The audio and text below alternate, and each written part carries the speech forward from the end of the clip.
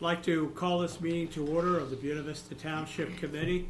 This is a regular Township Committee meeting agenda for Monday, June 26, 2017. At this time, our clerk will call the roll. Mr. Amato? Here. Mrs. Kelly? Here. Mr. Martinelli? Here. Mr. Williams? Here. Mayor Sciarrillo? Here. On January 4th, 2017, notice of this meeting was mailed to the Daily Journal and the press and duly posted in the main lobby of the municipal building. All requirements of the Open Public Meetings Act have been met in compliance with the Sunshine Law. At this time, I'd ask you all to stand to salute the flag. Deputy Mayor Kelly, will you lead us in the flag salute, please? Allegiance to the flag of the United States of America and to the republic for which it stands, one nation, under God, indivisible, with liberty and justice for all.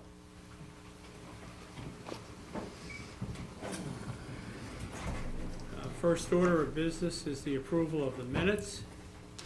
Minutes from June 12th, the caucus, executive, and regular meeting of that date. Is everybody eligible for voting? Yes, Mayor, all members were present. Okay. I'll make a motion for the minutes. Mrs. Kelly? Second. Mr. Williams? Roll call, please. Armato? Yes. Kelly? Yes. Martinelli? Yes. Williams? Yes. Sciarrillo? Yes. Item 5, announcements, presentations, and discussions. We're going to go a little bit out of order this evening. I'm going to ask Dorothy Volunteer Fire Company Chief Robert Gibney to join us here at the microphone, along with Mayor Chuck Sciarrillo. Which is going to be a little bit impossible, Bob, but we're going to do it from here. But you can bring that mic with you. How about that? Yeah. Well, we're glad to have you here tonight, Bob. We missed you last month, but I know you have reached a milestone in your career. And as a longtime member myself of the Milne Volunteer Fire Company, we've been working with you since just before the dawn of time. And Chief Gibney has had a long career, and first you should know that if you live in the Milne portion of Buena Vista Township, or if you have a situation where an ambulance is not available in other parts of the township, or the fire company for that matter, the Dorothy Fire and Rescue has been there as our main source of firefighting and rescue for Milne area, but also as mutual aid for the entire township. And they have always done a wonderful job. They've been there through thick and thin. And Chief Robert J. Gibney of the Dorothy Volunteer Fire and EMS, he has served these years as the Fire Lieutenant, Assistant Chief, EMS, and Chief of the company, with over 50 years as an active member. And he has left a lasting impression in the department, and this community thanks Chief Gibney for his dedication and professionalism. And it's presented this day of June, and it's signed by Mayor and Township Committee to recognize you for your years of service. Now, I know that it's going to be hard for you to give up service because even though they held a little party for you, which I normally in the past I've been to numerous Dorothy events, but health-wise I wasn't able to be there. I know that after we thought you had retired last month, you were already down working on this year's Dorothy Chicken Barbecue instead of coming down to get your plaque. So he's here with us tonight, and I'm glad he could make it with us this evening, and we're very proud to present this to you. And Chief, Lisa, do you think you could grab a picture? Sure. Okay, hold on. I'm gonna see if you can squeak by here. I didn't want to make all the softball players. You wanna get up? I'll come this way. That would be great, Bob.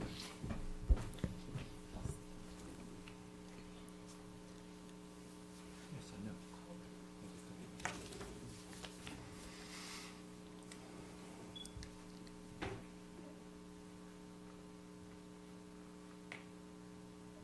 Thank you. Bob, would you like to tell us a little bit about life in the fire and EMS over the years here? Well, it's been a long time, and I guess I started when I was like 14 years old. And this is way people know about it. When I first moved here in 1956, I actually lived on the borderline of Mulvey and Hamilton Township. But I made my first Holy Communion at St. Mary's Catholic Church in Buena Vista Township. Uh-huh. One of our longtime residents was my godfather, Mr. DeRosa. So, that was quite a long time ago. And then I moved into Estelle Manor for a few years, but basically I spent my entire life in gardening. So, the fire company was the first thing I kind of did so I wouldn't get in trouble. I only had a mother, a single parent, and the fire company kind of nurtured me, and I worked my way up, and I became an EMT in 1970, and I actually... What's that? The microphone. Is the mic on? Check to see if it's on, Pat. Switch maybe off. Keep that in mind, 1970. Okay, it's on now. Test one. Yeah, I started my first EMT in 1970, and I was 5-point certified. I was actually going on ambulance calls at 14 years old. So it's been a long road. I'll tell you, there's been so many calls I've been on, and it really was my entire life. Even though I did get married and have 2 children, wonderful children, but over the years I neglected a lot of my children. I can tell you that, because it was quite a business running that fire company in EMS, and it still is, because Dorothy not only covers the Milne section of Buena Vista Township, but we also cover all of Weymouth Township and all of Estelle Manor City with our ambulance, and also a portion of Maurice River Township in Cumberland County. So it's been quite a lot of work worrying about all the problems and stuff, and I decided to step down and maybe let somebody else try to move up and move on, but I'm not gone. I went to 2 calls today. But over the years, I just wanted to say one thing to Chuck. It's been my honor and my pleasure to serve the residents of Buena Vista Township, and we've gotten along so good over the years. It's been unbelievable. I mean, we've worked on so many problems and projects. People would never even understand how many in the yard. I'd call Chuck, Chuck would call me, whether it was fire-related regulations and issues, EMS issues, dispatching issues, the Dispatch Act 911, for our communities.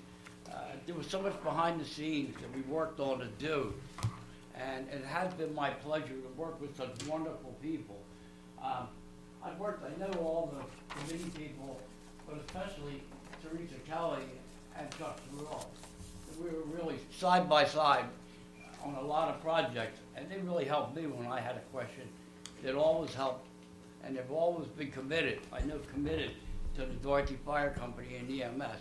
And I hope that my new leadership there is going to continue to do the same thing, to provide services to the residents of Buena Vista Township. So Bob, you have a history down there of having people serve a long, long time. Like prior to you, how long did Elwood Sealman serve? My predecessor, Elwood Sealman, I was his assistant chief for, I believe, 23 years. He was chief of the company for 50 years. So there's a minimum required of 50 years to be in charge down there, and so it's pretty impressive to think about. Who's the new chief? It's Jess Hand. Okay, I know And Jesse. one of your Buena Vista Township residents, Kevin Sealman from Richland here, Oh yeah, he's now the assistant chief. So, that's terrific, Bob. and I'm just there to help out and do things now. And Bob, you're still one of the few, along with Buena Vista Township, that has volunteer rescue. There's not many of us left, not many of the towns left that have that. Most of them have private companies now. No, actually, I can say, I know Buena Vista Township BMS is working on a thing right now, and I've discussed it with them, and Jesse is now sharing something together. We started 3 months ago. We have a paid crew, Monday to Friday, 8 to 4. So between what Buena Vista has set up between two people with their chief Torrin and the other person, we feel that right now we're very well organized together to have the ambulances be committed to calls, whether they're out and we go, or vice versa. There's people there at least Monday to Friday, 8 to 4, which has dramatically helped out the problem. But you still have the volunteers for the rest of the shift, That so. the rest of the day, Saturday and Sunday and all nights, it's still all volunteer. So we've come a long way, and we hope to continue it the same way. Yeah, it's tough. It's a tough time. We lasted a few. Right, but Buena Vista, still has volunteers. Buena Vista squads and Doherty, I believe, is the last in Atlantic County That's right. that are still volunteer and they still don't bill for their service. And that's a valuable asset to still have. Chief, we're so proud to have you here tonight. Let's give him a nice round of applause, everyone. Same here.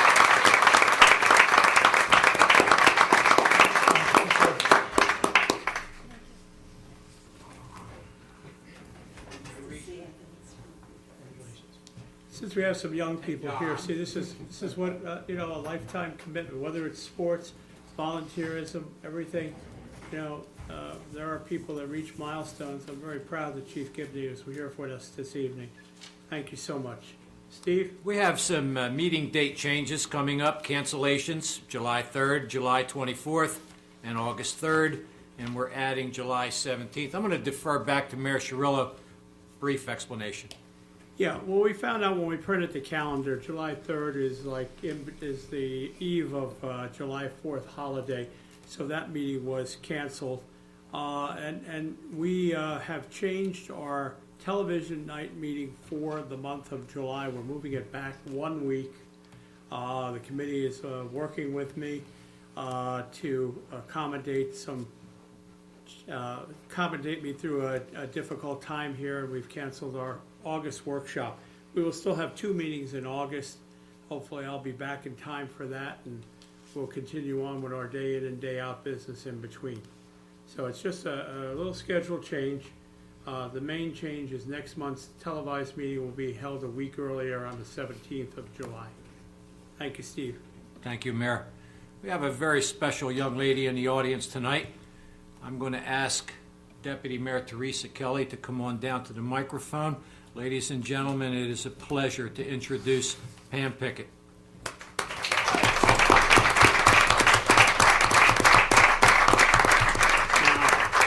Pam, I'm going to ask you to take the mic back over to the center there. As much as I'd like to talk to you over here, Teresa is going to handle it.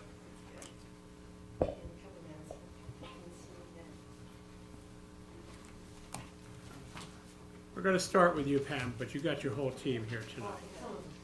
Well, it's a significant number of them. But Pam, we've been watching you for years, and I know we've congratulated you numerous times, but this is one of your best years, from my understanding, and to have over 600 wins is really fantastic. You're here.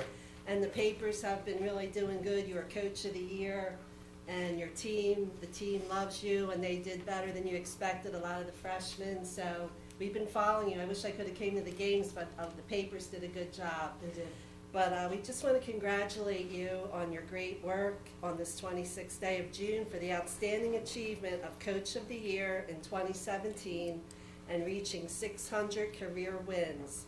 Coach Pickett has been recognized not only by her peers, but also her team as an incredible coach and teacher of the game of life.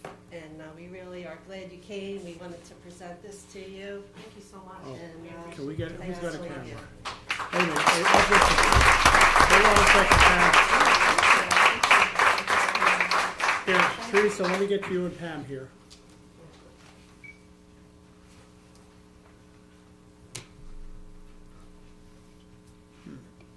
see me in the lens. Let's see. Here we go. Thank you very much. Thank you. Thank you very Yeah, much. you- And hand me our certificates for all the team members. We have the list. I'll open them if you want to call them up. Sure, we actually, this year was a unique situation for our team this year, that we had 9 freshmen that were playing on our varsity team, which is the Wow. first time we've ever had so many young ladies that were so successful and did so nicely together. We did have 15 girls on the team, but 9 of the 15 were freshmen. So it just so happens that our ladies that were able to come tonight were our freshman ladies. So you're gonna get to meet most of our freshmen, which is an honor. Again, you want to So- talk about them? Yeah, yeah. Yeah, well, and as when they the come up, if you freshmen don't come mind, up, when you certainly. do hear your name Um, called, come up here and, gather around behind Coach, So and the we'll TV take, can see you. There yeah. you go. and Okay. we'll get a picture of everybody at the end. My assistant coach is here. Her name is Marianne Busan. She's in the back. Come on up, Marianne.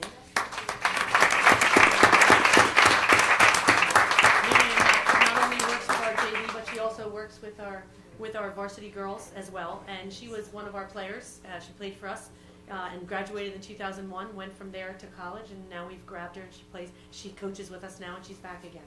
So that's nice. I'm going to do the girls as they're sitting in order. So if you want to try to find them, and then.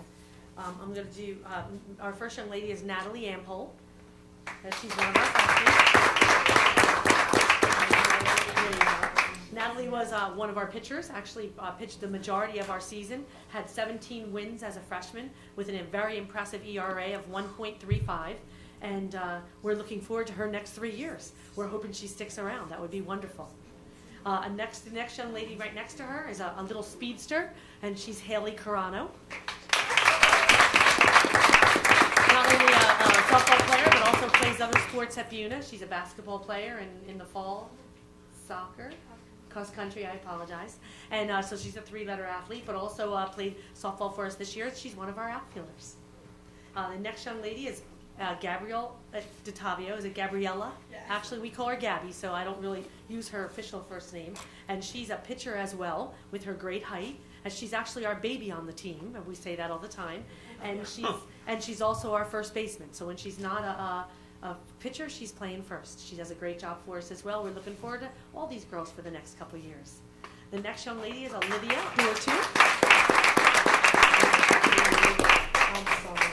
And Olivia's a freshman as well, and she's one of our outfielders, and she has some pretty good legs as well, good wheels, and she's got a great range in the outfield and does a wonderful job. So thank you to Olivia as well. Our next young lady is Kylie Dwyer. Kylie had one of the more difficult jobs. She played with our younger girls sometimes, and then of course she played with the older girls as well, as an infielder and also as a pinch runner at times. She did a wonderful job for us, and she did a great job switching back and forth when we needed it. Great job for Kylie. And then last but not least, Antonina Benson was one of our catchers. She had to handle working with 3 different pitchers.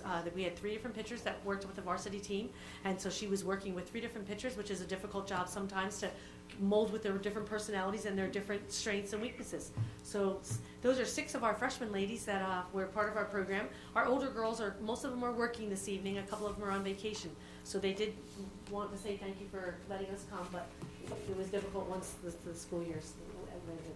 Do you have any other staff with you tonight? For the girls or for the team itself, the team was 19-7. They won the first time. It was an inaugural tournament called the Betty Howell Tournament, and they won that this year. And they were first place in that tournament. And they also were first year we played in Group 1. Buena's usually in Group 2, but this year we're a little smaller. So we were in Group 1 this year, and they won the South Jersey, as you can tell by their shirts, the South Jersey Group 1 championship. So that was very impressive.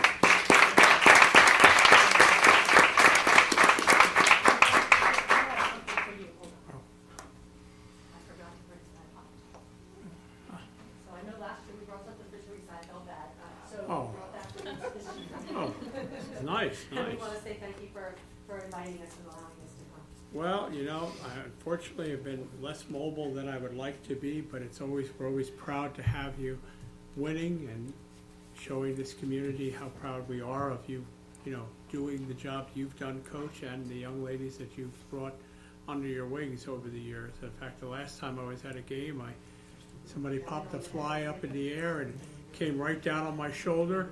I'll always remember that day. No, it's not that reason. It's not that. One of our seniors today in the paper, will be in tomorrow's paper actually for the Daily Journal, was chosen as the athlete of the year. Wow. Yeah, her name is Asia Sinchon. Now, I think we have a certificate for her there also. yes.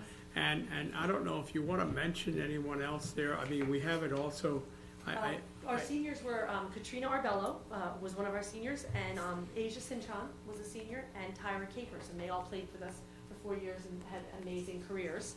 And then our juniors were Samantha Maxwell and Brittany Giuliano, and they were both our juniors. We only had one sophomore on the varsity team, and her name was Casey Jones. And then our What a freshmen great that are name. not here, yeah, that is a baseball name, isn't it? Something like that. And then our freshmen that are not here are Bridget Giuliano, Raina Therese, and one more. Oh, and Caitlin Eakin. I apologize. All right, how about we do this? I know I have to ask you to do some unusual things tonight, but you can kind of form a little semicircle here. We'll take a nice picture of everybody that's here. Don't go hiding from us. Look this way, let's all smile.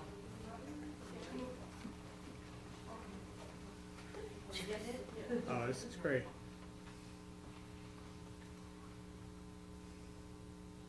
Wonderful. Thank you And so much. if you would be so kind to thank those others as you see them to get the certificates.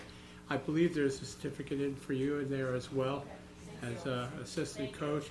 Yeah, Teresa's got her newspaper collection. I've got mine.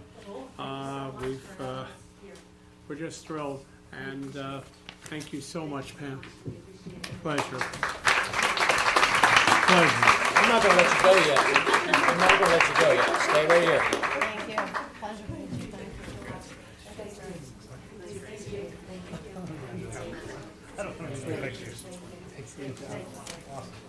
Coach Pickett, don't go anywhere. You've got to talk about the 600 wins. It's phenomenal. Please. Well, 600 only because I've been doing it for a little bit of time. That's okay. That's okay. But you got to talk about That it. didn't happen this year. What was unique about the 600 win itself was that it was the newspapers sort of announced it before it actually happened, which was a little uncomfortable for us in that I didn't want the players worrying about it. I didn't want them thinking that it was going to be a concern. It was going to happen eventually. And No it was pressure. and it was early in the season. So we were going to a very prestigious tournament. It's called the Red Clippers Valley Tournament. We were invited. And on the way, we just kind of said to the kids, we're not even going to worry about that. We're just going to play ball. We're just not going to, the game itself is going to be way more important. So the game was, we were playing against a team that was the last 3 years, they were the Group 1 South Jersey champions. So we didn't tell the girls that part. We played very well. The girls played phenomenal defense. So the game was over, and my assistant coaches and I were so excited that the girls had played so well and they did so nicely. We were like, what a great win for the girls. And someone turned around and went, that's the 600. So we really didn't even realize it. It was even more, it was more fun than what it normally would have been. So, and of course we had told, not to be mean, but I had told my family all wanted to, and I said, we'll probably do it at home next week because the teams we're playing are really pretty competitive. I didn't want to underestimate us, but it was a little early in the season, so it was nice that it was kind of a surprise. Congratulations. Thank you, sir. Thank you. I'd like Mary Dunlap to come up here, please. Mary? And this is a little unusual tonight in the sense that we're honoring our local Buena Braves softball South Jersey champions. But Mary is a softball coach from Egg Harbor Township High School, but she's also a Buena Vista Township resident. So we honor all our Buena Vista Township residents and our teams, and we're very happy to have you here this evening. You went all the way to the state title this year, is that correct? Yes. Why don't you go over to the mic and just give us a little background? Well, first of all, thank you for honoring me here and having me here this evening. As you mentioned, yes, we went all the way to the state championship game this year. We were 23-0, winning the state championship, Group 4, and it was an unbelievable experience. It was something that was just, I can't even put into words. It was something I dreamed of having as a player, but I never achieved. But as a coach, I got to have that opportunity. My girls worked hard, played great competition, including Buena, and other schools in the area, and we were worked hard and we accomplished our goal. Well, that's what it's all about. And we're always thrilled to have people who do exceptional things from our town. We've talked to people who've written books. We've talked to people who've received special achievement awards in sports and all other categories. And we wanted to make you known that your town recognizes you're here, and we do appreciate that. Steve's got a certificate to present to you. Mary, there's something you got to understand about this group that's sitting behind me here and over here. We're baseball, softball, football people, and we're all Buena. But it's a pleasure to present this Outstanding Achievement Award. Buena Vista Township recognizes Mary Dunlap, coach of the 2017 Egg Harbor Township Girls Softball Team, presented this 26th day of June by Mayor Chuck Cirillo, Deputy Mayor Teresa Kelly, Committeeman John Armato, Committeeman John Williams, and of course myself, Steve Martinelli. Congratulations. I'll do this, I'll do this. I know, I'm here. That's my other job in my spare time. Just tell me how many wallets and how many, Just do 2 pictures. all right, here we go.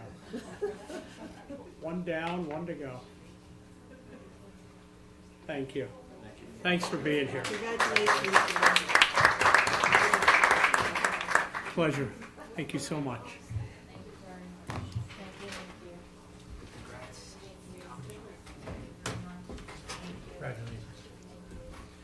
I don't want to go out of order here, but I'm going to ask Committeeman John Williams to come down to the microphone, and I'm going to ask our 3 valedictorians to come up and join John at the microphone. John, you can make the introductions.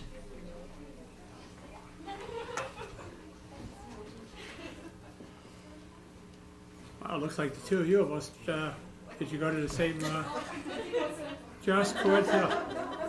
Oh, my. Good chase. So Daniel, they didn't call you about this matching outfit thing? On behalf of the Township Committee, we're honored to have these 3 individuals here, that they were selected for a unique situation we had at Buena High School this year, 3 valedictorians, and we're very proud of them. And I'd like to present them with their certificates. It says, Outstanding Achievement Award, Buena Vista Township hereby recognizes Linda Franciscini as valedictorian of Buena High School, Regional High School class of 2017. Presented this 26th day of June, signed by Mayor Chuck Cirillo, Deputy Mayor Teresa Kelly, Committeeman Steve Martinelli, Committeeman John Armato, and Committeeman John Williams. Congratulations.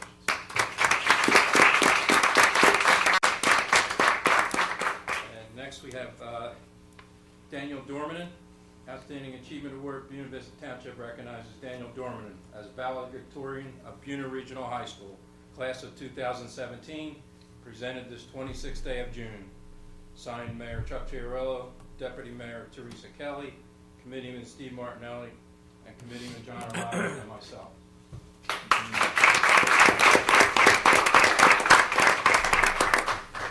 And next we have Olga Kordalash.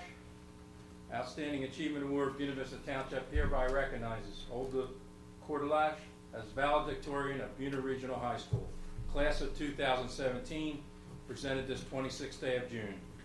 Signed Mayor Chuck Cirillo, Deputy Mayor Teresa Kelly, Committeeman Steve Martinelli, Committeeman John Armato, and myself, John. Why don't you guys come in a little bit closer here? I was going to say, if each one of them could say a little what their plans are, it would be good to Yeah. hear from each of you. Yeah. And then we have another announcement when that's done, and we'll talk about that. Linda, go ahead. I'm going to Drexel University in the fall for engineering.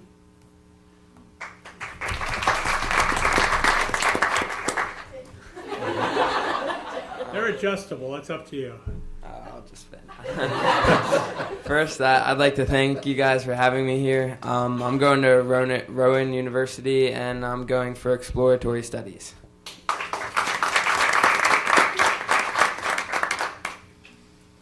I'm also going to Rowan, and I'm going for biomedical engineering.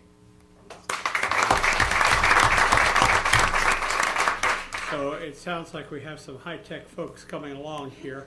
We're appreciative of you being here tonight, but the other thing is we are going to have these three fine young people, valedictorians, the three of them together, on Sunday as the Grand Marshals of our Independence Day Parade. They get to ride in a lovely convertible yet to be determined of our choice, a potential sunburn situation, so wear something, but we're thrilled because I don't recall any time I know we've had two before, but I don't recall ever having three. I mean, unless somebody could tell me differently there. No? And we're very proud of all of you for being here, and I want to try to get a shot. John, you want to join them for a shot here, and I'll try to get this. Got to make the best of the situation. Step over, come this way a little bit to the right. Get that microphone away from you, Olga. No, go this way. Oh, okay. Away from the mic. There we go. Perfect. Nice. Very nice. Very nice. And I just want to, on behalf of the Township Committee, we want you to make this community proud. Come back and see us when you're well-known and famous, and maybe rich too, you never know. And we want you to succeed, and we like to honor our young people, and this is an outstanding achievement on the part of all of you. Congratulations. Good luck.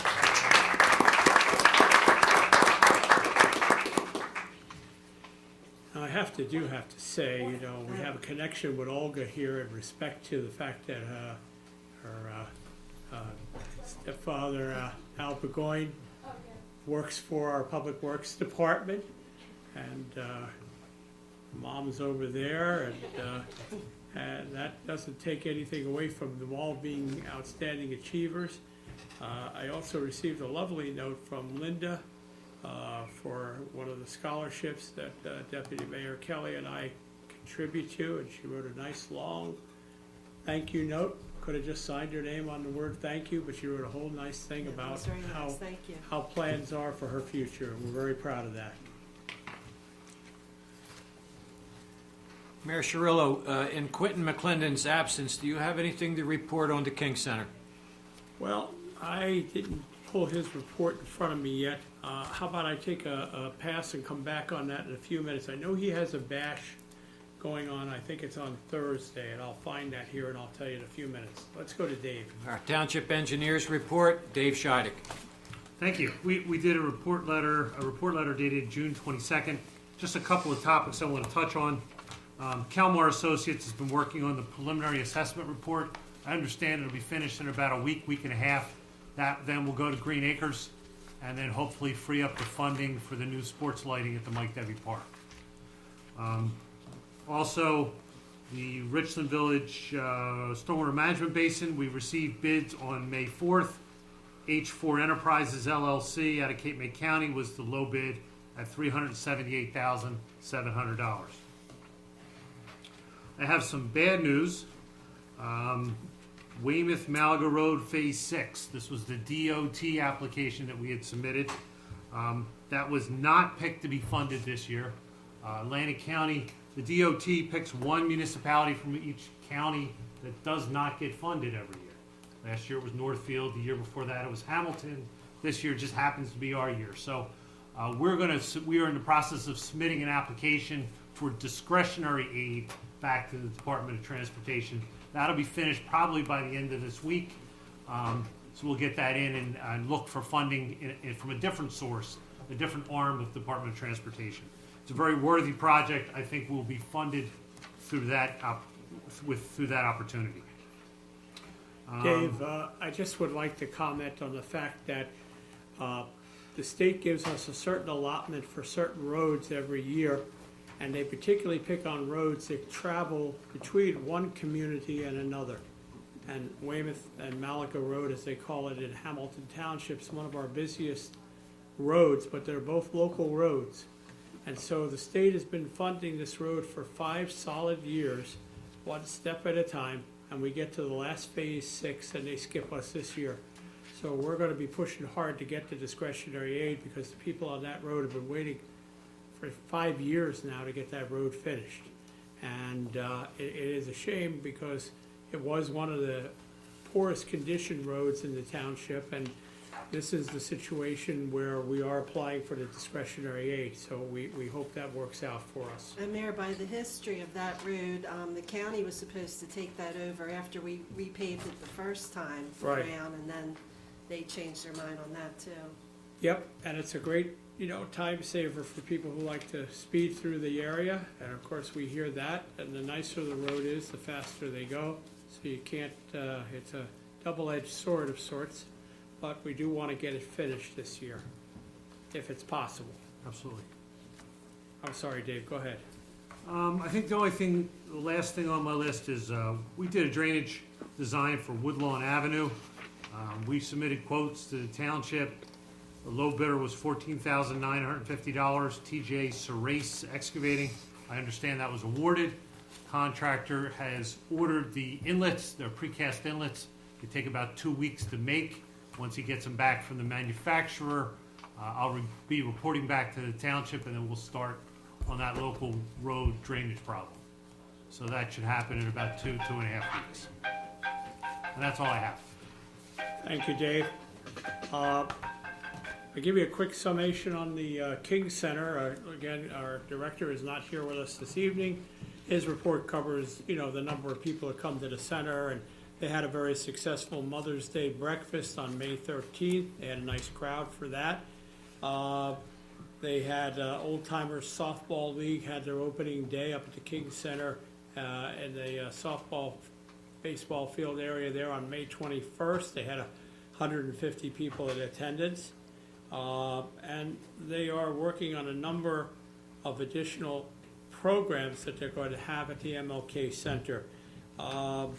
There's also a men's breakfast that was held at May 20th at the First Baptist Church of Richland, and the MLK Center was represented there by our Executive Director, Quentin McClendon. And I think it's Thursday from 3 o'clock to 6 o'clock. There is a end of summer bash at the Dr. Martin Luther King Center. If anybody could attend, there are awards given out. Yeah, it's on the 28th. 28th. You know more about that you want to mention, John? Yeah, it's just that, like you said, it's 3 to 6, and they're going to give out awards to the elementary school children. These are kind of in conjunction with the school district, and they have Yeah. a little party and everything, and it's open to the public. So that's a nice thing that they're having, and we'll get a more complete report next month from Quentin. Steve, I think you have a report this evening in front of the state police, or? I'll give it under my report. Very good. We'll go to item 6. Mayor Cirillo, you got the floor. Okay, what did I do with it? No, I just want to mention the town is in receipt of a Clean Communities grant. Clean Communities helps us clean up the different roads in the township. Unfortunately, illegal dumping is one of the biggest uses, and also community cleanup groups that come along and clean up particular neighborhoods with a certain number of members of a group, and they earn money for their organization. This year's award is down a little bit from the past year. We are receiving $30,713.39 from the state for this year's Clean Community Program.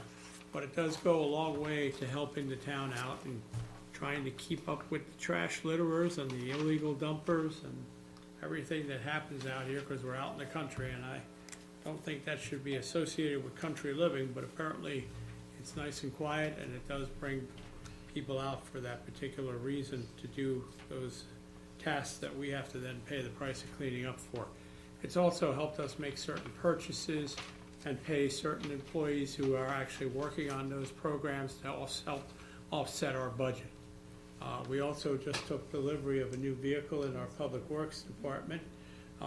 We have a 2017, I would call it a mini dump truck that has come in. It replaces two previous dump trucks that had seen their better days.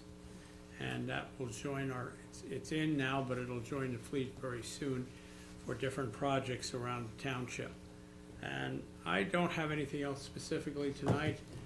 We did have a great, I guess, Richland Village Festival back on May 27th.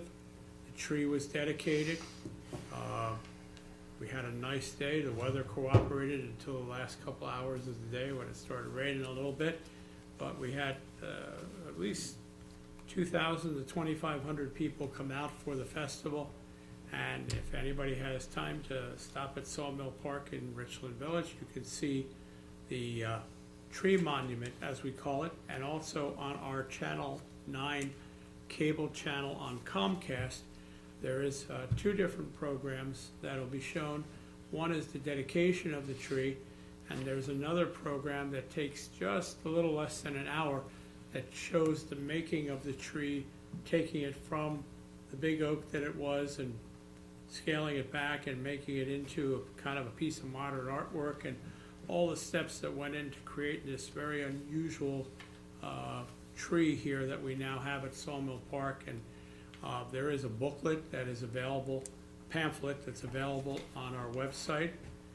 If you go to Richland Village and you look up tree monument, you can print out the booklet on your computer. It shows all the different symbols and reasons, things that are on the tree that cover the first 150 years of the township's history.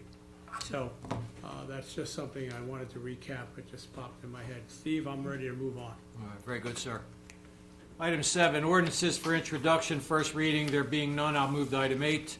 Ordinances for public hearing, second reading. There being none, I'll move to item 9. Public comment on current agenda items only. In order for the committee to conduct the business of the township in the most productive manner possible, meeting attendees will be given 2 minutes, all inclusive, to comment on any agenda item or items without comment or question from the committee, but only on items specified on the agenda listed for the current meeting. Please stand at the microphone at the appropriate time. State your name and address for the record. Item 10, resolutions. Authorize payment of bills in the amount of $1,097,684.07. For the record, the school tax for this particular period was $833,538.11. Consent agenda, item 11. Consent agenda includes items of business which are not controversial and do not require individual discussion. A motion approving the consent agenda is moved, seconded, and voted upon as one item by the Township Committee. If any discussion is requested on a consent agenda item, it is removed from the consent agenda to the regular agenda. Resolutions 144-17, authorizing the issuance of park rental permit to the First Baptist Church of Richland. 144-17, authorize social affairs permit, St. Padre Pio Parish. 146-17, award bid to H4 Enterprises, LLC, for construction of stormwater basin. 144-17, authorize Calmar Associates to perform underground storage tank investigation and testing. 148-17, authorize catering permit to Marigi Savoy Inn for Independence Day Festival. 150-17, accept bid for sale of public land. 151-17, accept bid for sale of public land. I'll defer back to Mayor Cirillo for disposition and explanation. Thank you, Steve. The open public portion of this meeting for comment is only on items that are contained in number 10 and 11 below that Steve just finished reading. And obviously, the bill list is heavily dominated by our school taxes. So that's what item 10 covers. These other items for consent agenda of various permits for different activities at our facilities. The stormwater basin project is a stormwater basin for construction in Richland Village that has been planned for at least a number of years now, and is finally being funded through our bond ordinance that we had passed 2 years ago. And Calmar Associates is performing some testing on underground storage tanks that are at a building the township owns at Main and Main Road, Main Avenue and Route 40. The Independence Day celebration permit is for the Savoy Inn. The two pieces of land that we have for accepting tonight are two pieces of land that were requested by different contiguous property owners. There was a land sale held at 6:30 this evening here at the hall. The minimum bids for both properties were bid, and there were no other bidders present on either property to change any figures other than the minimum bid. Township received approximately $4,400 in fees, and then there are separate deed fees. The Township Committee also reviewed this at executive session tonight and agreed to approve these two land sale purchases. So that's why they're on here. So at this time, I would call on the public. If you have any comments, at this time we'll have another public session a little bit later for anything in number 10 and 11 below. Hear a motion to open? Moved. Second. Mr. Martinelli, Mr. Williams, all in favor? Aye. Meeting is open on items 10 and 11 only. Anyone wish to address the committee can do so at this time. Seeing none, motion to Moved. close. Mr. Martinelli, Second. Mr. Williams, all in favor? Aye. Aye. Okay. First, we'll go to Resolution 143-17 to pay the bills. Do I hear a Moved. motion? Mr. Martinelli? Second. Mr. Armato? Roll call, please. Armato? Yes. Kelly? All but one, yes. I have to abstain Okay. because one of the bands, I know one of the members, so. Gotcha, thank you. Martinelli? Lisa, do I have to abstain on the one? Reimbursement. Yeah, do I have to abstain on that one? There's a reimbursement for, Oh, reimbursement to yourself? Yes. I don't believe so. no. Yes. Williams? Yes. Sharilla? Yes. Okay. Next, we need a motion by consent agenda, which covers all the resolutions from 144-17 Motion to through accept. 151-17. Mr. Williams. Second. Second, Mr. Armato. Roll call. Armato? Yes. Kelly? Yes. Martinelli? Yes. Williams? Yes. Sharilla? Yes. At this time, we'll turn to our township administrator. If you have anything you'd like to share with us this evening, I'll send the mic over. Thank you, Mayor. As the mayor had mentioned earlier, there was a couple of items of grants. One of them was a clean community, and the other one was the recycling tonnage grant that we received this year for $8,672, and that will help us pay down the recycling carts that were bought last year for the township residents.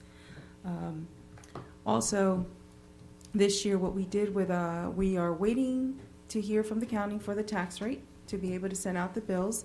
We will send them out as soon as we get the tax rate, which would save the town one mailing of $2,500 approximately, which it's a lot of money to send out an estimated bill and then the actual bill. We also resumed conversations with BB&T Bank with the new representative for merchant services, commercial banking with Mr. Robert Hangley. And one of the things that we want to do is pursue what they call the P card or the purchasing card, and that will help the township save money with banking fees that we've been hit this year with a few banking charges, and using the P card and the rewards program to it, the bank gives it back to us to offset those fees. And another piece of information that was distributed to all committee members was the suggestion of the petty cash policy that was in place several years ago, which we've always had one. It just hasn't been used nor activated since I started here with the township. And that concludes my report. Very, very good. Thank you so much, Kenya. Any other members of the township committee? Steve, you want to go? We'll start this end tonight. Yes, thank you, Mayor Cirillo. I sat down with the commander of the New Jersey State Police Barracks here in Buena Vista Township approximately 10 days ago. He is Lieutenant Minton. And the purpose of my sit down with him was to kind of figure out what went on with our 150-year anniversary and, of course, the Richland Festival. And, of course, he made it very, very clear to me what had transpired. And it's a matter of demographics where the northern and central part of New Jersey gets the highest state police coverage. And at the time, Commander Minton only had 3 state troopers assigned to the barracks on the day of the festival and the anniversary. And then, of course, there's been a lot of, especially my neighbors have asked me, why we don't get a state police report anymore. And, of course, I talked to Commander Minton about that, and unfortunately, he had to go to South Carolina for 10 days because his son was graduating from Marine boot camp, and he had not returned as of this afternoon. So the assistant station commander, Sergeant Steve Devlin, he forwarded me what's been going on in Buena Vista Township, and it kind of took me back. The New Jersey State Police, just for Buena Vista Township, had 404 calls. 264 of them were motor vehicle stops. 23 of them were motor vehicle accidents, and there are 36 ongoing criminal investigations. Now, previously, 4 or 5 months ago, we had a much more comprehensive report, and I expect we'll get a better report next month when the commander is back in town.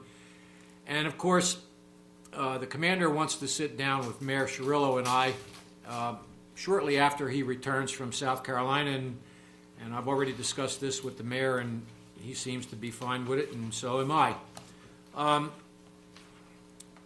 Along with the entire township committee, we attended a very, very nice event. Pat, I don't know if you can get this or not.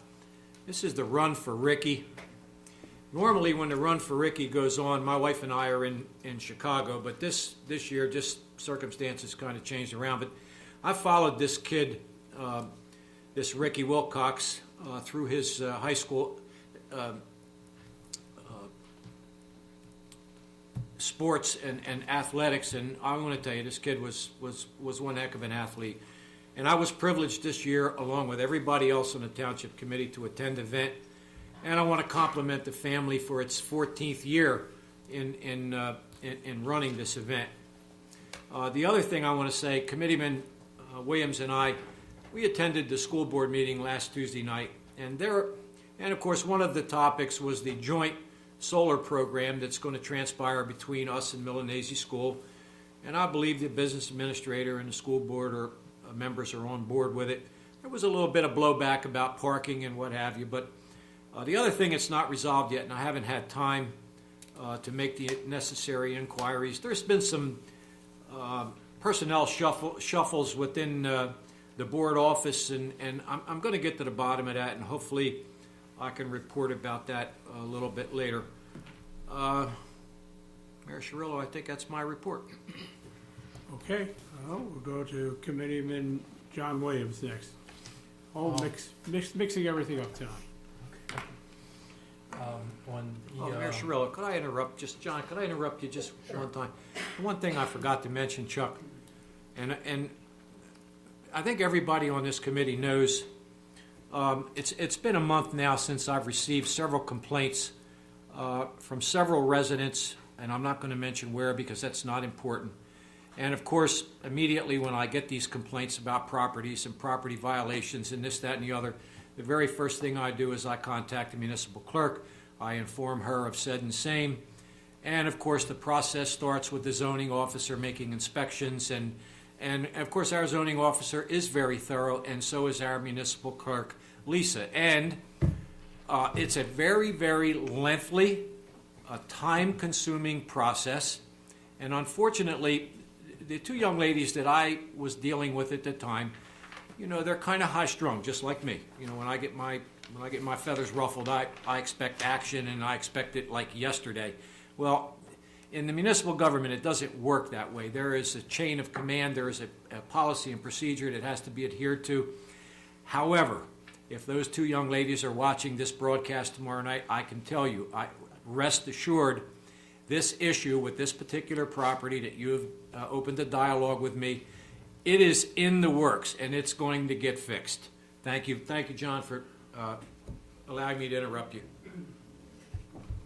John Williams.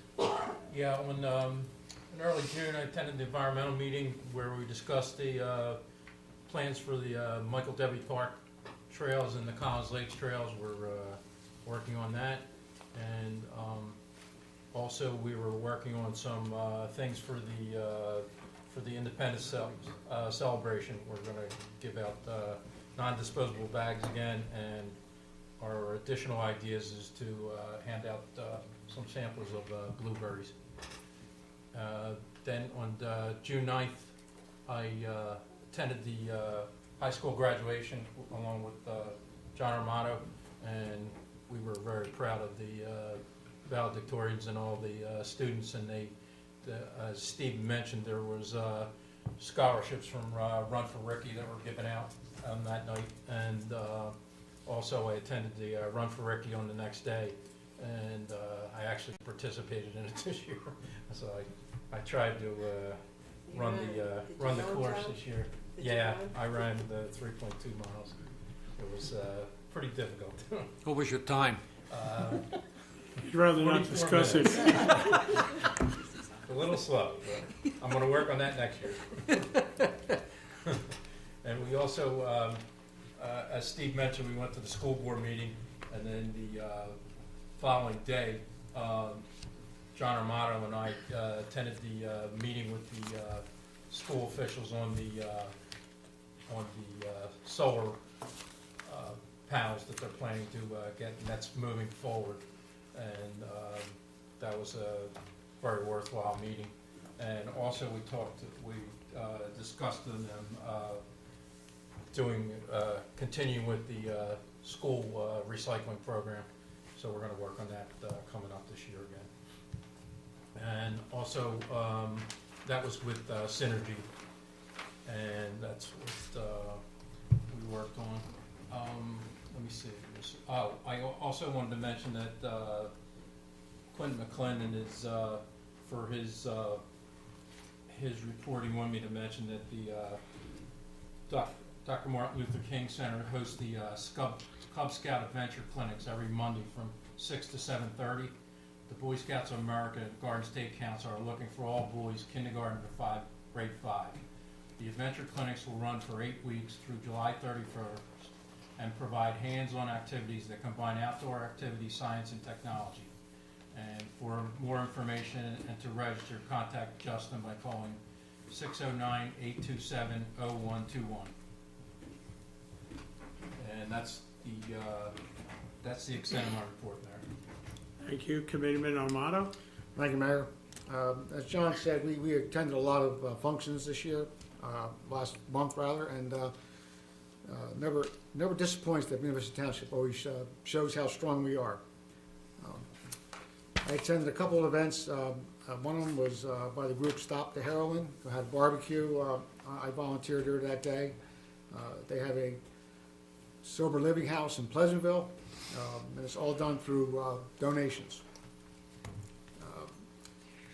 I also attended the Son's Heart event. Was the father and son's camp out. This organization takes boys and with their fathers, and it's a full weekend. And when I got there, they were doing archery. Then they came around to at one point, and I did a little talk on the heroin epidemic. And it never ceases to amaze me the attention that you get from these individuals. I mean, they really look like they're trying to understand this, and so are the parents. It's a difficult situation, but the more we educate, the better we are. I also did a talk on the heroin epidemic at Intelligent, which is a little surreal because they are a pharmaceutical company. And if you read the papers, they're coming full circle now. They're going to try to blame the pharmaceutical companies, like they did the tobaccos, and try to get money out of them for the heroin epidemic. I want to make it perfectly clear that there is help out there. If you know of an addict, if you know of a family that's dealing with an addict, there are multiple numbers in Atlantic County. There's a statewide number. If all else fails, call me. I will get you directly where you need to be with this heroin epidemic. And that's all. Thank you. Thank you, John. Deputy Mayor Kelly? Yes, Mayor, yes, we're all busy this month. The Richland Village Festival was very good. That was on May 27th. There's a dedication to the tree monument, and I think everything went smooth. It was a fairly good day, so I'm happy about that. Now we're working on the 4th of July, which is coming up, and I think everybody knows that. Music All Day by DJ Nikki G of the Oldies 98 in Philly.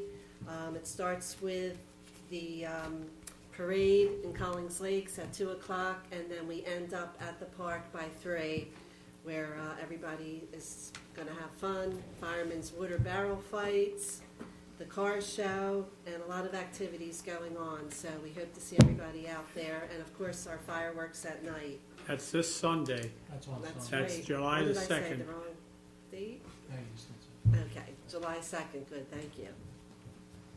And I did attend the mayor's special meeting, Mayor, with you. I don't know if you're going to talk about it in your part, which is again the pilot program. The county's hoping to get the pilot program monies. That's why they're waiting to the last minute to adjust their budget.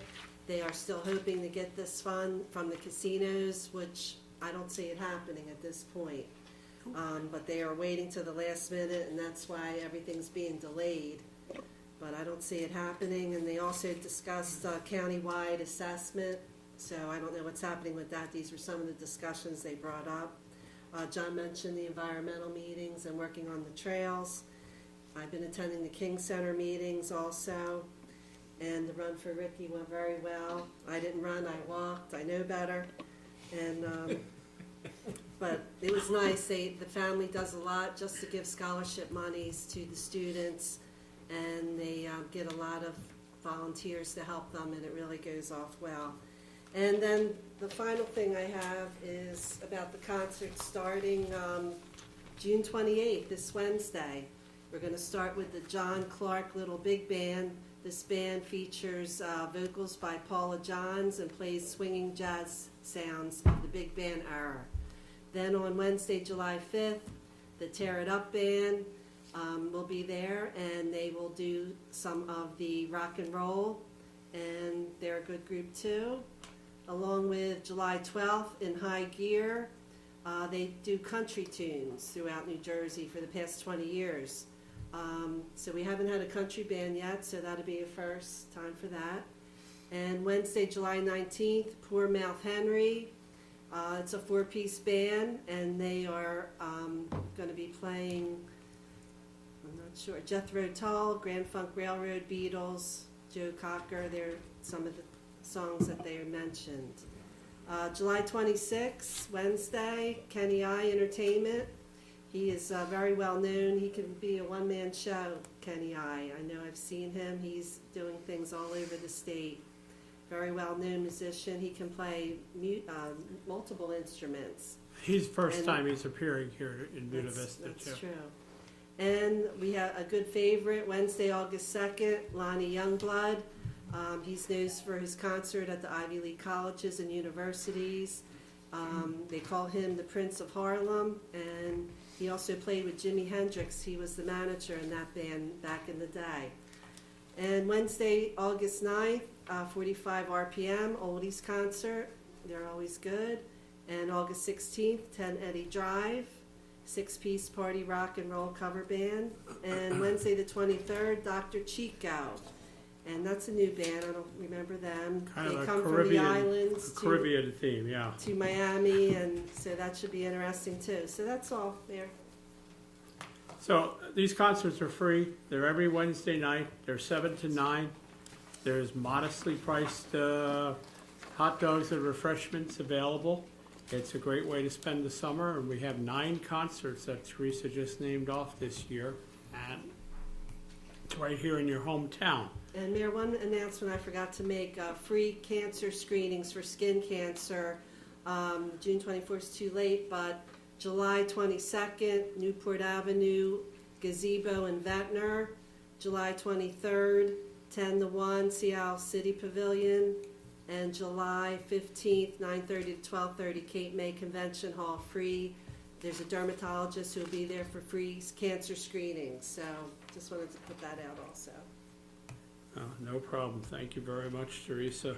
I want to just piggyback. I know everybody's mentioned the Run for Ricky tonight. I watched. They ran, they walked, but it's always a great event, and this was the 14th annual, and they do a tremendous job. $17,500 was given this year in scholarships, which is pretty amazing, and that goes to our Buena Regional students. So I just wanted to mention. Also, I'm going to give my report real quick, but I did skip a few department reports. I'll come back to our clerk in a little bit here. You may have, Teresa covered the 29th Annual Independence Day Festival this Sunday, covered all the major attractions. The only thing I didn't hear about was we have a lot of different food trucks and food vendors this year, and it's kind of our own hometown celebration. It's all within Michael Debbie Park in Richland, and fireworks usually brings a huge crowd from all around the area. And the reason I want to mention the fireworks is that we do a lot of things in Buena Vista where we don't ask the taxpayers for the money to pay for things. Fireworks has always been raised by contributions from various sources, various vendors, to make the fireworks show spectacular. And I would like to thank the following sponsors for this year's fireworks. BB&T Bank, Comcast, Atlantic Electric, Schaefer Nasser Scheidek Engineering, South Jersey Gas, C&M Greenhouses, Intelligent Pharmaceutical, Eric M. Bernstein Associates, and a number of other smaller contributors, but it all adds into the big picture of being able to afford the fireworks. Just as we did for the Richland Village Festival, to dedicate the tree and everything that goes with it, we raised over $20,000 without impacting taxpayer dollars for that. So we do want to thank people for that very much. You may have seen this in the paper. You may have seen it on our website or Facebook. We had some vandalism in Michael Debbie Park this past week. This is the second round of vandalism that we've had. The week before, somebody came in the park and they turned over all the trash cans throughout the park. Or somebody, that is, somebody threw a rock at the skylight in the ladies' room and cracked the glass there. And a week later, they came back just in time to have our new camera system installed at the park. And the folks who did the damage this time were caught on the camera. And we're working on that with the state police right now. But they came in and they overturned some bleachers in the park. They also took some traffic cones, highway cones, from the back end of the park where we keep some of our public works things for events at the park, and they they took those cones and they took them out onto Cedar Avenue in Richland and blocked the road off. And they went over to Main Avenue and blocked the road off there also. In the middle of the night at 1 o'clock in the morning on a road that you would not anticipate being closed, or two roads that were not closed, creating a hazard. So the township currently has a reward out for $500 to the arrest, for information leading to the arrest and conviction of the 4 people that we know by the camera that were involved in this particular situation. And some of those folks are partially already being identified because they decided to wear their football jerseys to the park. So we're working on that, but we won't tolerate this kind of thing. And unfortunately, we found it, just like you hear on the news every night, increasingly more difficult to not put cameras in our key locations. Over at Sawmill Park, right after the festival, we had a couple of young ATV riders come over there, and they tore out all the stones in the driveway, but we got them because the cameras were there. And we've just had to, I guess, go with the trend. So that has helped us in that situation. The other thing I guess I just want to say is that we need to go back and, what do you got there for me, something?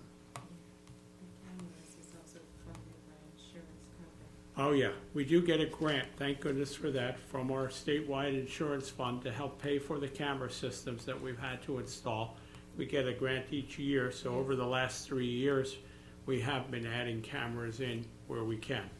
And I guess I hate to say we'll continue to do that, but we'll probably continue to do that. So that's the situation.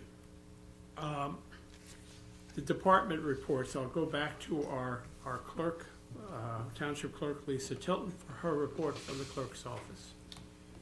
Thank you, Mayor. We submitted our various reports for Township Committee review and consideration.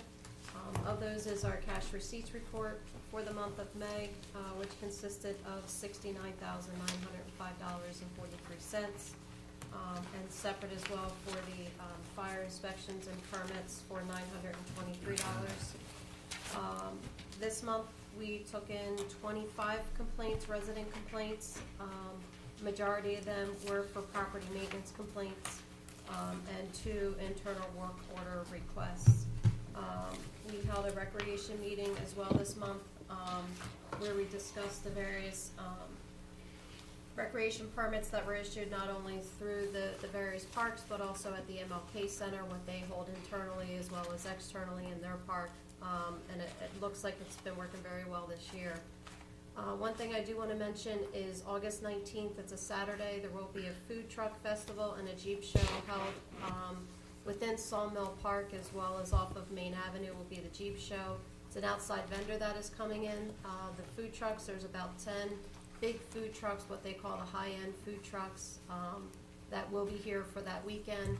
So if you're traveling through the weekend, we encourage everybody to stop, but also to be aware of any traffic or also any roads that may be blocked that weekend as well, coming through Route 40. Other than that, we've just been working with the Recreation Committee with the vandalism in the parks, and just continuing on. Lisa, I know you work with our zoning officer, Rick Bracchiello, and you also, your office works with our fire marshal, Brian Murray. Yes. And you also work with the state building inspectors. Correct. And I bring this up because I know we have a list that the township committee receives, every month, and we show the different calls and all. And I know Steve was talking about a situation that came up recently where we've done everything we can to move on something. But I just wonder if you could just also explain for the residents what the process is and why, even though we'd like to solve a problem today, we can't solve it sometimes for weeks or months. Sure. Any resident or any individual, doesn't even have to be a resident, that passes through and may see a potential zoning violation, whether or not it's high grass or buildings dilapidated, animals at large, or just something that is not right for that property, are encouraged to contact the township clerk's office. Once we receive that complaint, We determine which department is the most appropriate department to receive it, whether or not it is our zoning officer and code enforcement, our fire marshal, specifically for different properties that are running generators or stuff of that nature that really should not be running them, one, either without a permit, or two, could potentially be a hazard, or even Public Works, a downed tree. So we have to determine based on those which department they go to, which is done immediately that same day. Our code enforcement as well as our fire marshal are part-time. Our zoning code enforcement is usually in a couple times a week. Our fire marshal as well is in once a week, but they do respond as well on their off time. They do have full times during the day. But once we receive those complaints have to be reviewed, the properties have to be inspected and then validated whether or not those complaints are valid. At that point, depending on the severity of the complaint, the owner of the property will receive what's called a notice of violation from any of those entities and a time period in which to correct those violations. At that point, we're just kind of really at the whim of the property owner to hopefully comply and work with the township to be able to correct those issues.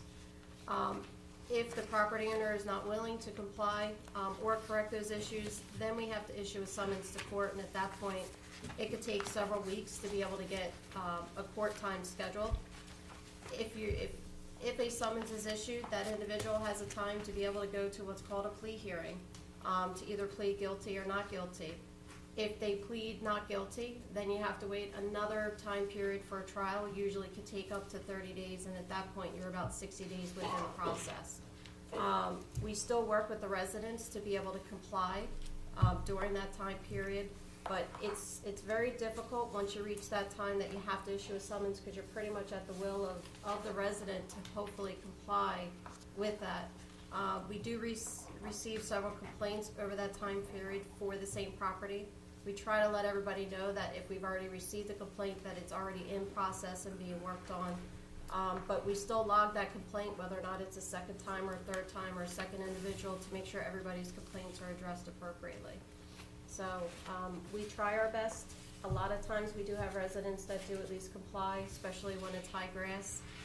But some of the more severe ones, they take more time. Some property owners also obtain an attorney, which takes it even longer. Because when they go to court, when they get an attorney, they get an extension to get the attorney. They get an attorney, and then once they get an attorney, they go through a discovery process.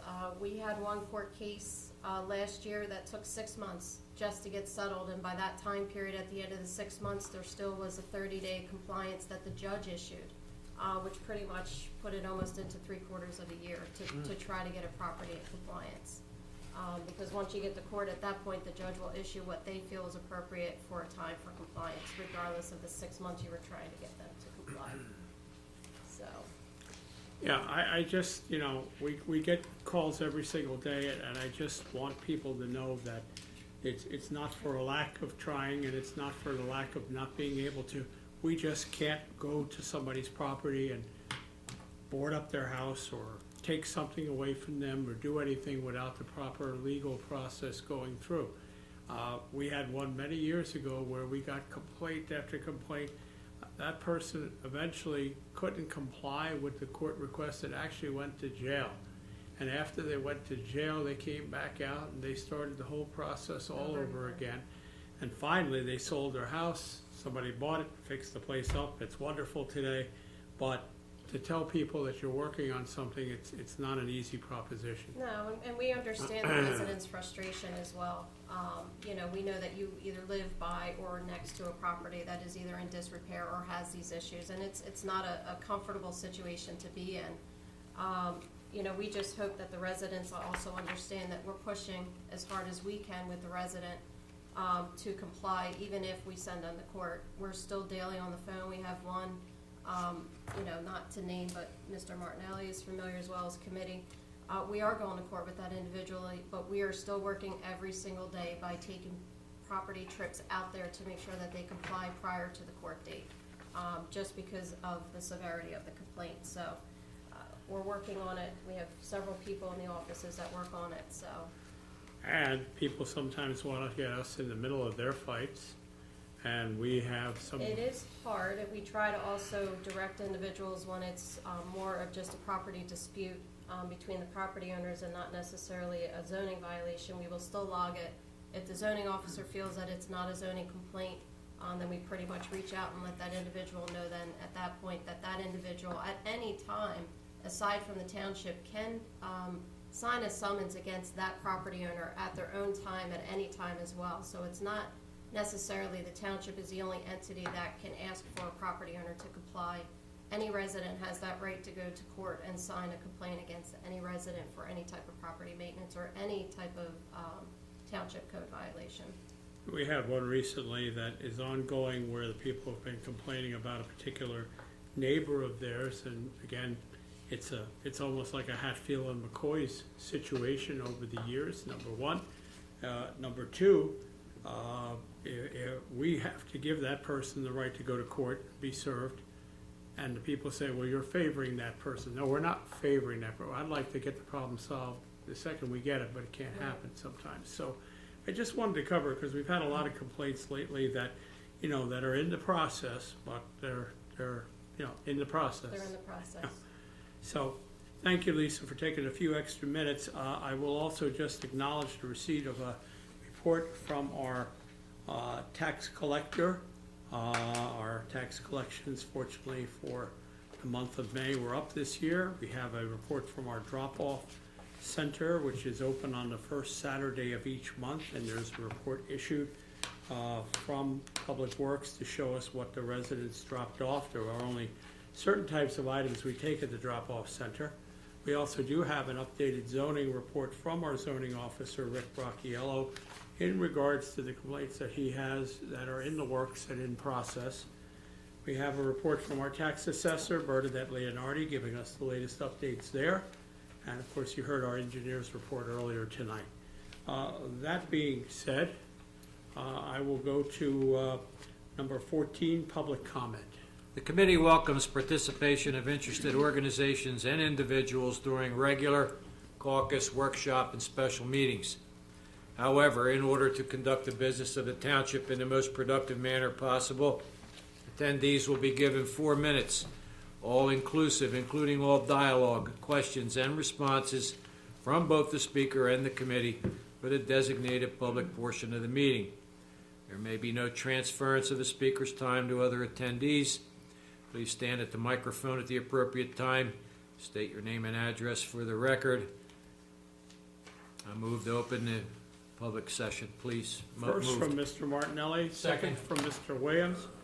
All in favor? Aye. Meeting is open to the public. For the public comments at this time, please come to the center and speak into the microphone. Good evening. Hi. I'm Robin Turner. I live on 530 11th Street in Newtonville. I've been there 22 years. And I live on a dirt road. And I gotta come over railroad tracks. And Public Works, they've been working with me, but it's not the right material back there. I have four-wheelers that tear up the road, which I understand they need someplace to ride, but not tear up in front of my house, since, it's a dirt road, and it's very bad when it rains. It drains into my yard. And Gene Sykes, a very nice guy. I love him dearly. He does well. But they dropped orange dirt, that clay stuff. So when it rains, it's tracked into the house, it's stuck to the tires, it's stuck to the car. They had the grader out this morning trying to fix it, but it's horrible. My daughter has a new 2016 Dodge Dart. She'll never make it back there. She's on vacation right now. She comes home, she's never gonna make it back to my road. It's so horrible. It's disintegrated after over the years and years. I don't know if milling something stability there or paved. Well, we I pay $7,000 in taxes a year back there, and I'm on a dirt road that just that road's always been basically a dirt right, road. So all of 11th Street. yeah, no, 6 in Jackson was 11th Street. That was dirt. Over Jackson, that was dirt. Right. They paved it. There's only like 3 houses on there. and the paving that was done that you're aware of was done by the developer who developed the houses on that other side Right, of between Jackson and 6. that's right. But there's other 3 houses. There's 3 houses livable, then there's a 4th house vacant on the other side of Jackson 11. Right. But right. that was always dirt. I mean, I've had the property since 1993 back there. Sure. Moved in 95, so I've been there 22 years. But I mean, it's just the maintaining of it with the four-wheelers tearing it up. Then I can't even have people come back and visit me. The road is so horrible. Nobody's actually been back there to see how bad it is. Well, that's not exactly correct. We have been back there. Yeah, I know and Public Works, I mean, they've Yeah. been trying to work with the Well- material that they have, but it's just not solid, where it's Yeah. gonna keep the puddles. My daughter had a Ford Focus, the puddle was as big as in here, trying to get through this puddle in the road. Right. And we shouldn't have to put our vehicles through that. Well, the You thing know? is, there was no road there when you purchased the house, It was a correct? dirt road. Right, right. Yes. And unfortunately, if you were to build that house today, and I know it wasn't your house originally, it was someone else's house. No, it's my original. You built the house Yes, yourself? we built the Okay, house, yes. okay. When that house was built, under today's law, you would have to construct the road all the way to your house. That's what the law is. Because so many people came to the town over the years and said, oh, I'm gonna build my house back in the woods, I don't want nothing, I don't want the mail, I don't want the road, I don't want the Well, snow. Mel won't come back there because of the Well, dirt road. But what I'm saying is that the law today would require you to build the road all the way from the closest paved portion to your driveway, and in some cases, actually, the whole length of your property, depending on how long it is. So, that aside, that's kind of past history. You also mentioned you pay $7,000 worth of Yes. taxes. Just so you know, just about $1,000 of that goes to the township. The rest of it goes to the schools, Right, the right, county, I the understand that. fire districts, and health department, and all the different things that are also county services. However, I asked our engineer to take a look at what distance are you talking about, Dave? Do you know offhand? About 1,500 feet, Okay, just to the first driveway, not the entire length of the width of the property, but just generally to the first driveway. right. The paving for that type of distance, any idea of what we're talking about offhand? Not offhand, the permitting process is what I see as the nightmare for this. Why don't you explain that? Pinelands. This is an unpaved road, it's a dirt road, so you need to treat it as new development, which means we need to get approval from the Pinelands. Which means we need to do stormwater management, soil test pits, stormwater management, potentially threatened endangered species studies. The other overwhelming thing on this particular property, it crosses the railroad tracks. So you need approval from New Jersey Transit and Conrail, and then you have to put a rail crossing in, it's just a, I've already contacted Conrail about that intersection. Good. They said that they worked to deal with you, Right. because I said it's dangerous. Sure it We've is. already almost gotten hit twice the way it's up on the slant. He's already right there before he blows. I've already contacted Conrail, and he said something about making, use me to deal with them or something. We have Because I no- said, no I need deals. something out there to notify us, because he's not blowing until he's right there, and it's on that slant. And we Yeah. don't see him until he's right there. You know, Well, it's a there- very dangerous situation. Those fundings and deals are not made by them. What they have done over the last number of years is probably over the last 5 to 7 years, they have been slowly improving unimproved railroad crossings, not us. The folks at Conrail and New Jersey Transit, as our engineer had mentioned, those projects, you know, can run $40,000, $50,000 to upgrade the railroad tracks to the point where, you know, you would be happy to drive over it and or to put signals in. That's a very costly process. The work that Dave just named off there, I mean, without even thinking about the time of up towards a year to get approval from the Pinelands Commission to do drainage and the different studies and all, that's number one. What Number about two. even millings to put down, crushed See, concrete? what just happens to- is, when the roads were dirt roads, they considered that an impervious surface. Pinelands changed their rules a number of years back, and when we came into millings in the township and had the opportunity to fill in, we still use it to fill some bad spots or some potholes here and there in the road, but the millings become a hard surface after they're put down. And it's the same as putting a road in, even though it's nowhere near as good as a road. And what happens with millings is that they take the shape of the ground. So if the ground has a hump in it, the millings are in the hump, and then you have a bad road that can't be plowed. The millings are not allowed to be used to pave the road, basically because it's considered an impervious surface. And now it becomes a pervious surface when it's covered. The problem is that that work alone, number one, is not in our budget for this year, number one. The amount involved for the different studies and work that's involved probably be in the neighborhood of about $25,000 or more to just do the engineering and the drainage and the paving. Don't have that resource available for us. Whatever our public works department could do at this time in regrading the road, I saw some pictures this afternoon. Your driveway is up pretty high. That driveway actually is blocking the road from allowing the water to run off. So that driveway being high, I'm just saying, is causing a little bit of what might be making puddles or mud holes or whatever on the street because it has no way to flow off there. We even tried to think trenches in the side to go out of the road Right. before you get the tracks, and then here comes the grader blocking everything in, and now we got puddles again. There's no drainage. Well, they're gonna try to pull back. I mean, They're the gonna, blade isn't straight. How's the blade supposed to be? It's not doing what it's supposed to do. The grader, the guy's not grading it right, for one thing. He's not crowning it, right? It's supposed to be like crowned. My name's Frankie Marker, I live with my girl. I'm retired, I live in 172. The material Gene Slate brought out was red clay. They brought it out, they dumped it out on Thursday, they worked, roadway trash. I got pictures here of what it looked like the day it rained. I was out there Saturday morning with a shovel. We got all the clay compacted to our cars Stuck on my car. in a house, part of it. When you put red clay down, you're supposed to compact it. They just came out, Tubby Ford came out with the grader, which the blade's got a bow and you can leave the blade off the grader, and just plowed. Our roadways, I got videos. It's horrible. I mean, it's well, not we, there for we, my let me children. just say that we grade roads throughout the township. I Yours, understand you know, and, you know, I've asked Gene Sykes to take a look at the road and do what he can with the equipment we have available to do it for right now.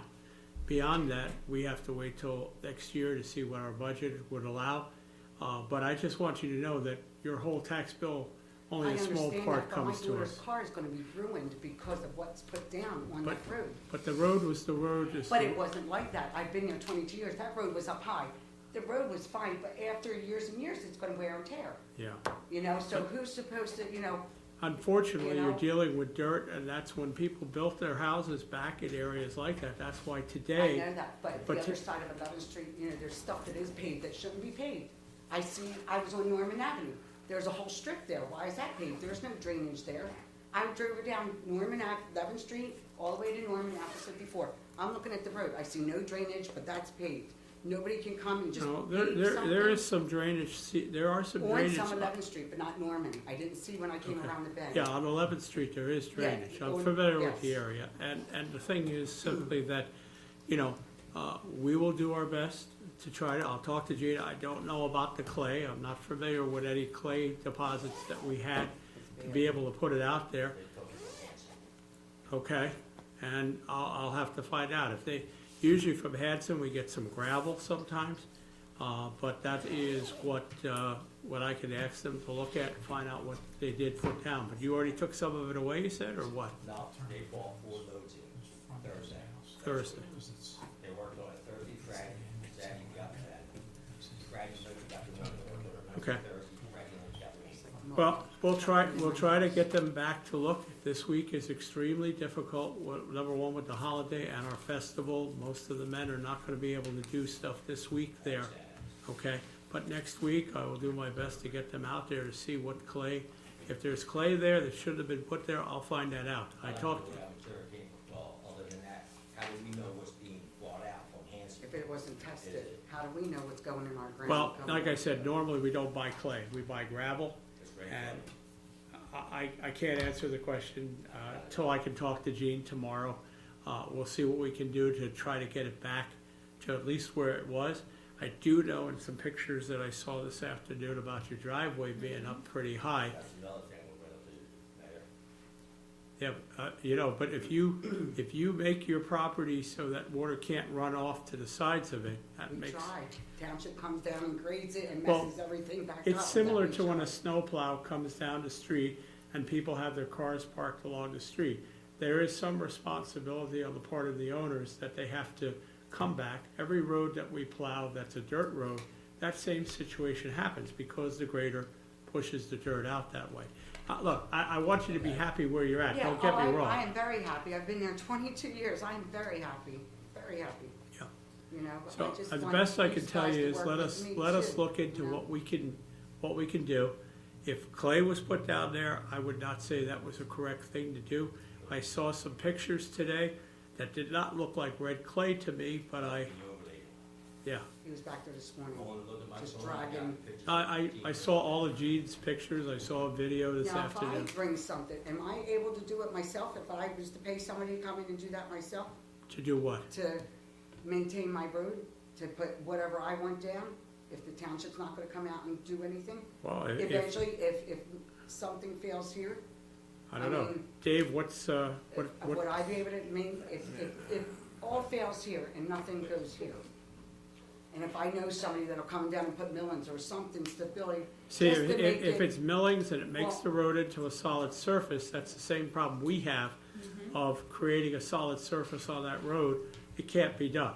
It can be done. or stones or something, something. So, something- unfortunately, believe it or not, even stones are now, by Pinelands regulations, considered an impervious surface.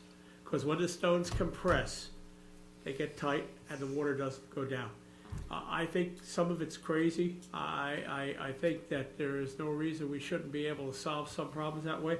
But we had areas in the township where we were cited by the Pinelands for putting stone just in a driveway to a public building. And once you get cited for that, you learn your lesson and you know you can't do certain things. Let us try to take a look at your road for now. Even the question of you putting something down, if it creates the same situation, I don't think that that is necessarily going to be acceptable or allowable. Any opinion on that, Dave, at all, or? Yeah, unfortunately, it's a municipal road. Right. And we are ultimately responsible for that. Any work that's done in a municipal road has to have a street opening permit. So we'd have to review it and take a look at it. We certainly don't want to be cited as a municipality for the work that a private homeowner has done, albeit I understand the reasoning for it. There's a difference between Now, if a regulations and four-wheeler common comes sense down and tears it sometimes. up, can I call you up so you can come get that four-wheeler that's tearing it up? I mean, The call the state state police. police, the Call the state state police. police. All right. Yeah. All right. State police is, and I mean, usually they're pretty good. I'll stand out in the road and say, hey, can you catch me a break from the railroad track past my house? Don't tear it up. Have some respect. Go back there and tear it up. I know you need someplace to ride, but just have a little respect when you come to the track that's in my house. That's all. And some of them are like that because, you know, they're pretty nice, but then you have someone that are whipping through and tearing it up. It's a problem all over with some of these drivers, yes. Yeah, I mean, some respect you and some don't. And Teresa lives on one of the best speedways in the township, and it's so did paved. my mom, Colton Lane. Yeah. My mom lived on Colton Lane, and that was like a speedway. Yep. Let us look at it. Let us try to see what we can correct. If there was something put down that shouldn't have been put there, I was not aware of the clay part. I will find out, and I will see what they can. Know what it is, when we get it tested. Yeah, I'll talk with Gene Sykes in the morning, and I'll see what can be done on our end of it. The only problem is help is scarce this week because of the festival. After the beginning of next week, we'll be back to normal, and I'll try to get them focused there. Just ask for somebody for Gene on a rainy day, after it rains, the river dries up, come out when it's wet. Yeah, but you can't, We're gonna need a canoe to come out there. Yeah. Trust me, man. but you can't use the grader until it's dried out. That's the problem. No, we want you to see what it looks like when Sure. it rains after I everything's done. don't doubt what it looks like. It's just unfortunate that that's the nature. Every place that we have dirt roads, that same problem happens. I And there, understand it. And the high spot that's in front of the first driveway, the high spot that's in front of the first the driveway rather, Gene Stoke dug that out, he knows it DJ 2 years ago. That was a wet spot completely in front of the first driveway. We got it all. yeah, but right now it's got about that much dirt on top of it. It's that clay on it. It's that red clay, they just, that's what they just put on. Topsoil or shovel. I covered the clay up, topsoil. All right, let me look into it. Okay? Appreciate it. Thank you Thank so you. much. Thank you for the time. Thank you. Does anyone else wish to address the committee at this time? Seeing no one, I'll take a motion to close the public portion. Motion to close? Second? Mr. Williams, Mrs. Kelly, all in favor? Aye. Okay. We have already completed executive session earlier this evening. No action was taken. At this time, I would take a motion to adjourn. Motion to adjourn. Mr. Martinelli? Second. Mr. Armato, I'll give him a break tonight. All in favor? Aye. Meeting is adjourned. Thank you for attending.